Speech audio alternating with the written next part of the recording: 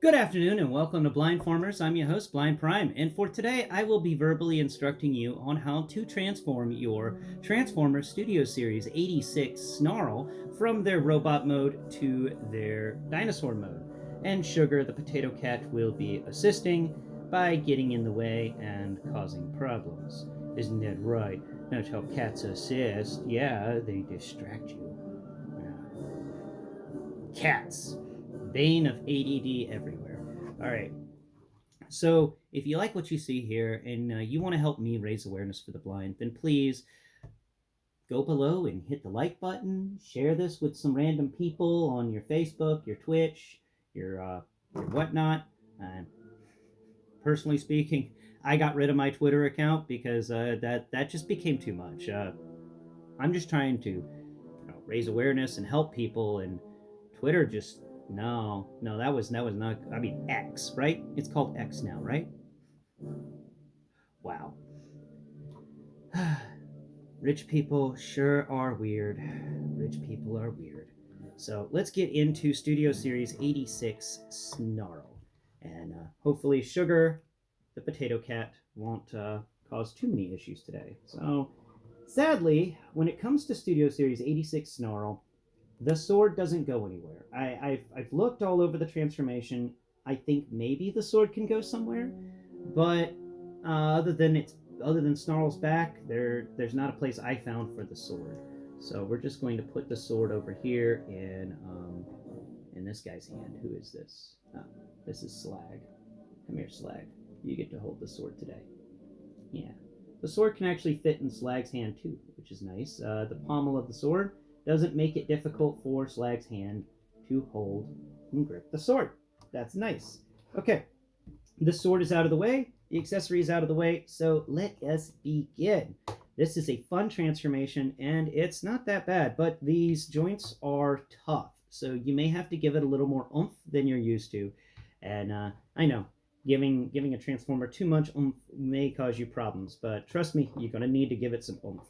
So let's begin first by getting rid of these hands. First off, what you want to do is you want to grab the little dinosaur paw that's underneath the hand. There's a foot, a paw, whatever. I do wish it was thicker, like it was made out of more solid plastic, because this thing is needed to pull a very tough joint out.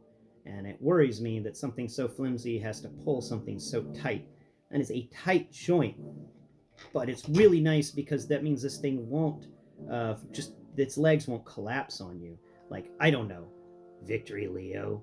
Looking at you, Victory Leo, and your collapsing legs. Oh, look at my lion form. Oh, wait, my lion form's a crippled lion form. I mean, it's great for Disability Awareness Month and all, but come on. It's a bit much. So after you pull out this leg, you got to pull it towards the elbow, by the way. And be careful, because if you try to if you try to push it the other direction towards the hand, you actually just snap the foot off, and then you have to snap it back in place. It's actually not bad to snap back in place, but you want to extend this arm out, this dinosaur arm that you're pulling out from underneath this, as far as you can go, and that's going to leave enough space for this hand to pop back in. Now, there's a thing about this hand. Make sure you get it right, because if you get this hand wrong, it will kind of slip off its moorings. So we're just going to rotate the hand. Come on, hand. Come on, hand. Rotate the hand so that there's a fist, and then we'll just rotate that back in there, and it's going to snap into place. There we go. So we rotated the hand so that the 5mm port can be kind of seen, but don't worry about that. We don't even care about that. That's actually going to get kind of hidden up whenever we straighten out this dinosaur leg. Now that we've done all that, if you feel on the forearm, I talked that there's a little tag here, tab. I thought this tab was to pull up the forearm to fold the arm in. I was completely wrong. You had to do the thing I just explained on the other side. This tab is, if you feel the vent action going on his shoulder, you'll find that there's one vent that goes deeper than the other vents. That's where the tab's in. So you're just going to fold up the arm, and it's going to tab into that spot. And we're just going to get a nice, solid dinosaur leg now, with like a chicken leg at the bottom because it's so thin. Now, he's got some thick thighs. He's got thunder thighs. So now we're going to come over here to this guy and the other arm. We're going to pull out that bit. We're going to keep pulling it out. Pull it and rotate it all the way until it stops, till you can't do any more with it. And then we're going to make sure the hand is lined up, and we're going to rotate the hand down and put it into place. Good. Now we're going to straighten out the dinosaur arm so that it covers the visible hand portion. I love the fact that it does that. I absolutely love it. Whenever the hands and the head are invisible in transformation, that is part of the stuff I like. So go ahead and attach the forearm to the shoulder in those vents, that little thing we just described previously, and your arms are transformed. Yeah, look at that. That's not too bad. Next step, let's go ahead and get this head put away. So on his back, and before I really talk about this back panel too much, let's talk about something important. When you get this figure, you will have to put this into place. This piece, this long piece that folds up over his back and can fold over his head, has a siege peg in it, and it will come separate, siege port in it, and it will come separate from the, it won't be attached to the robot when you get it. And you'll be looking at it and wondering, crap, I hope I don't attach this wrong.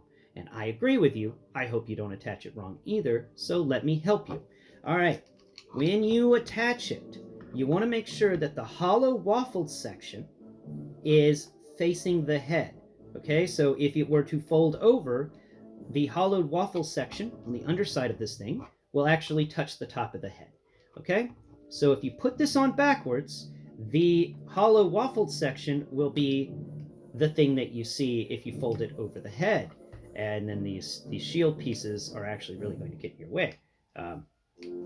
So that is what you need to do. You need to make sure that when you plug it in, and you play with the hinge first before plugging it in. You plan before action, okay? So you're going to lay it down on top of that before attaching it, and you're going to see that if you lay it down with the waffle section not touching the head, instead the back section of this, the part that has all the cool textures and stuff is touching the head, then you're going to have a bad time, because you're going to have to try and figure out how to get this piece out, and it's going to maybe take a little effort. I didn't try. I actually constantly worried about this thing for about half an hour before figuring out exactly how to plug it in. But I didn't have instructions, and I made this channel to instruct you. So I'm informing you how to do it right without screwing up, and that's how you do it right. So I can't emphasize that enough. Please don't screw this part up. This piece is very important for the transformation, and you need to make sure you attach it correctly. They're right behind the head are two little points that you can feel with your thumb. They're little nubbins, and that is where it attaches, right across from each other to make a little bridge between both of the shoulders. So you'll have the head, you'll have the bridge between the shoulders that's made by this floppy thing, and then you're going to have that hollow section behind the head, which will help when you're transforming this from dinosaur mode to robot mode, because this head is really difficult to get out. So they gave you this back panel here where you can actually put your finger in there, push the head out. Yeah, give it a good push. All right, so that little public service announcement's over. Let us move the head down. Now this head is, holy crap, it's on a tough joint, and I am so worried I'm going to break off the ball joint. So I try my best to be as careful as possible when folding this thing in, because it doesn't like it. It is a tough joint right there. And once the head's in there, though, it doesn't fold far. It only folds about 45 degrees backwards. But that 45 degree backwards is all you need. There's that 90. And this goes up and straight up and down, and now it's, I'd say it folds back at 80 degrees. Yeah. Now that it's done that, this hollow section thing that we just finished talking about will lay over where the head used to be very nicely. And then the Stegosaurus bits will actually fold over, and they try their best to attach to this little panel here. And I like that. This is important, okay? Very rarely do you see them actually, come up with a part on the transformation that whenever you lay it down, it automatically tries to plug in. There's no wiggling things about getting it in the right angle. No, they got it perfect. This is some great engineering, I have to say. Now that you've got the head folded in, now that we have this piece folded down, now that we have the arms transformed into dinosaur bits, let's go ahead and fold over his Thagamizers, his tail section. Go ahead and fold each side of the tail section together, and now you have a complete Thagamizer. Yeah, Thagamizer.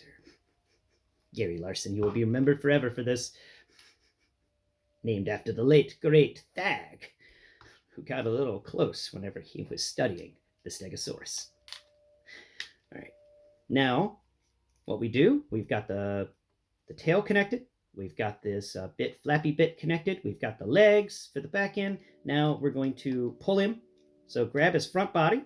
You can actually just grab him by the tail section now. Grab his front body, or his top half, and grab his bottom half, and then pull him up. Remember whenever I did the More Than Meets the Eye video yesterday, and he was a little taller than he should have been, and he had a waist thinner than Barbie? Well, that's what happened there. I forgot to close him down whenever I transformed him last. So you need to pull him up and reveal his Barbie waist. Now you're going to go ahead and rotate that Barbie waist around so that he's showing you his butt. All right, now that we've got that finished, let's go ahead and work on these legs. So come to the back of the legs where that big vent action's going on. I love me some vent action. And go and fold up the backs of the legs. Yeah, like Grimlock, and I think Sludge. Like Grimlock and Sludge. I think Sludge does the same thing. You want to fold back the back of the legs, and you're going to reveal some stuff in here. You're going to reveal this dinosaur leg. So what this dinosaur leg's got to do is rotate 90 degrees so that it's no longer sitting in its resting position on one half of it. And you'll notice this part we unfolded from the back of the leg is 2 panels. Now that we move this leg away from one panel, it's floppy. And we can go ahead and take that floppy panel and fold it all the way. And then it's going to give us a soft snap into place. And then we can, we'll play with it in a bit. We'll just leave it kind of folded up for now, just to ease transformation. Next step, let's come over here to this side, and let's follow the same process. Go ahead and rotate this foot. Come on, foot. Rotate, foot. Take that down for a second. Get my other hand in here, because this foot, these joints on these dinosaur legs are very tight for me. And that makes me happy. I was worried about leg joints and not being able to hold up the weight of this, but it does. These are really tight joints. So go ahead and fold that over all the way, and then soft click it into place. Leave these 2 panels that we now have just kind of hanging out. Leave them open for now. We're going to need those in a moment. Okay. Now you're going to go ahead and fold the feet up, the toes forward, and we're going to leave those alone. Now we're going to come over here to the front of the leg. And yeah, there's a lot of processes before we actually get to the part where we transform this leg. So go ahead and unclasp that little hingey bit that's connected to the knee on both sides. It also has the shields that a Stegosaurus has. We talked about that in yesterday's video, where I mentioned how you could leave these unpegged if you wanted a little extra knee action going on, or you could, peg them in. Now that they're unpegged, and now that the legs are rotated 180 degrees, we are ready for the combination. So let's go ahead and now you want to slam this thing down, but you can't. You got to be slow with this, because there is the head of the Stegosaurus that we've got to click out. By click out, I mean, it's designed so that at some point while you're doing this entire head is supposed to kind of come out. Now you can ease it out. Come in here. So once you've gotten the knee clicked about, almost to the point where it stops, you want to then grab this Stegosaurus head from under this panel, and we're going to rotate it around. Yeah, it's hidden very well, and it does not want to move whenever the legs are fully straightened up. You have to fold the legs over in order to reveal the Stegosaurus's head. Now we're going to do the same process on the other side, and we'll finish doing everything as soon as we get these heads free, because the Stegosaurus head is in 2 parts, and we want to make sure that we get both parts correct. And we don't want this guy to break or anything like that, so we're going to be careful. Now, let's go ahead and pull that other head out. Oh, the head is also on kind of a tight hinge. This is the most tight hinges I've come across in a Transformer in a while. A lot of these hinges are really tight and awesome. Go ahead and fold up that bit that we folded over the head. Rotate slightly. What's up, Cream? And then we're going to then click that down. And we're going to click the other one down all the way. Now that we have the heads free, we can go ahead and click both of them all the way in as far as they will go. Go ahead and put your thumb in there and make sure you give it a couple of pushes with your thumb. We can't have anything kind of just hanging out and free. Now make sure the toes are folded like they're supposed to be on the top. and line everything up so we can go ahead and click these two legs together. All right. So we're going to go ahead and fold these legs together. Come on, legs. There you go. There you go. Now, combine. You combined. Yay. You combined. Okay. There we go. Everything is clicked together. I like that there's barely even a seam on the Stegosaurus's head. Snarl's little dino head there. Now we're going to come to an interesting part. So now that we got all that stuff taken care of, let's go ahead and fold down these inner leg bits before we complete this. So fold these inner leg bits down. It's going to kind of be a little difficult, but trust me, it will work out pretty well. Fold them down. Make sure they are clicked into place. And this is actually the part where I thought maybe just maybe, the sword is supposed to fit in here, but it didn't. It was just a little too not right. Okay, now let's get this going right. What's going on here? Oh, that foot is a little cockeyed, and that's what happened there. Yeah, these back panels do have the ankle tilt attachments on them, so you need to be careful when folding it up that those ankles don't start tilting on you and causing you to have a bad day transforming this guy. Let's go ahead and make that connection solid. Okay, that's connection's as solid as it's getting down there. That's good. Okay, now let's go ahead and finish this guy up. First step to finishing him up is we've got to combine the front and the back halves together by sliding it all together. So raise that section up. Those sections are raised up. All right. Now here's the interesting part. So these toes actually need to be going underneath this guy, okay? So we got to make sure that it's as far apart as it possibly can get. And I kind of screwed up just a little bit by, I don't know how, but I did. All right, so we're just trying to get these toe bits underneath this paneling. And it can be a chore. I'm not going to lie to you about that. All right, so there's the first one. It's folded down and it's lined up. Let's get the second one folded down and lined up. Come on. Get in there. That's your home. You want to go to your home, right? You want to go to your home. Come on, get in there. There you go. Little clearance issue right there. I'll be on, I'm straight with you. Little clearance issue right there. Then fold those panels together. There we go. Now that the feet are underneath that bit, this bit actually pops up a bit, and it looks really nice. And now we're going to fold this over, and you'll find that on the inside of this bit that we folded over, there are two horizontal pegs, and there's two horizontal peg holes. And this bit that we're folding over now is the part that we talked about earlier that folds over the head. You heard that snap? That was me actually pushing it into the section that the head had folded into to make a solid connection. Now we're going to take this bit and we're going to fold it, and there's that snap. And now the Stegosaurus's armor pads are a perfect line going down. There's a nice little line in the center. It's beautiful. Now let's go ahead and rotate these legs around. Hey, rotate the leg around. There we go. Let's rotate this leg backwards. There we go. That's a lot easier. And this one came slightly apart during transformation, so we're going to go ahead and click it back together. And now we're going to spin that leg around. There we are.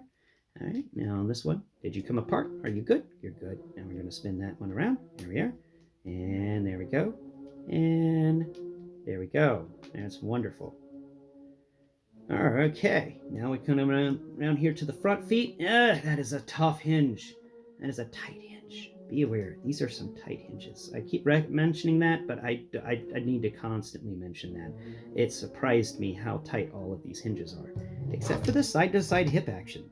All right, fold down the legs, line up everything, feel where it's supposed to go, feel if the leg is actually correct, and then the tail should be barely touching the ground. Actually, if you've done it right, the tail won't even be touching the ground. So be aware of that. Oh, that little foot is like sideways slightly, like Tommy from Rugrats. We got it fixed. And yeah, there is the Stegosaurus in all of his Stega glory. Aren't you such a cool guy? He's got a little mouth flap that opens. And let's go ahead and see if he works the blast effect. We got that right here.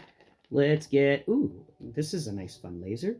So there's a little dip in his jaw right there. And he has got the smallest mouth out of all of the Dinobots so far. But you can put a a blast effect in there, but it doesn't really stick very well. And if you put one that's too long, it's just going to drag on the ground. He can't raise his head up, which is sad. I was hoping he could. Here's a smaller blast effect. There we go. Let's go ahead and put this. Excuse me. There we go. Yeah, see, he can need a blast effect. It's pretty nice. It's a decent connection right there. And there you have it. There is the Dinobot Snarl. We have been waiting a while for this guy, and you know what? He was worth the wait. I'll give this transformation a 10 out of 10. It's fun, the joints are tight, it may be a little complicated, and you do have to follow the process, but there's no parts forming. And like I was talking about when this happened, many of these pieces want to transform. It feels like it wants to transform because when you move a piece in the right direction, it will try to snap into place before you even want it to. And I consider that a great work of engineering. And this guy is definitely worth the wait. He's worth the wait. He's worth the money. He is a fun action figure. And it seems like they have taken all the complaints that we've given to them over the time about the previous Dinobots, and they put them all to work here and tried their best to make a Dinobot that no one can complain about. I assure you, someone will find a way to complain about it. And I'm sure, because of my bias, and I'm being honest about that, I'm ranking it higher than other people will. I know Perspective End will most likely give this guy a less rating than me, but he's more critical on these things than I am, and I'm more on the, oh my god, does it make me feel the feels, and does it do what I want it to do kind of way, and it does those things. I'm not a perfectionist. I want a Stegosaurus that transforms into a robot, and I got that.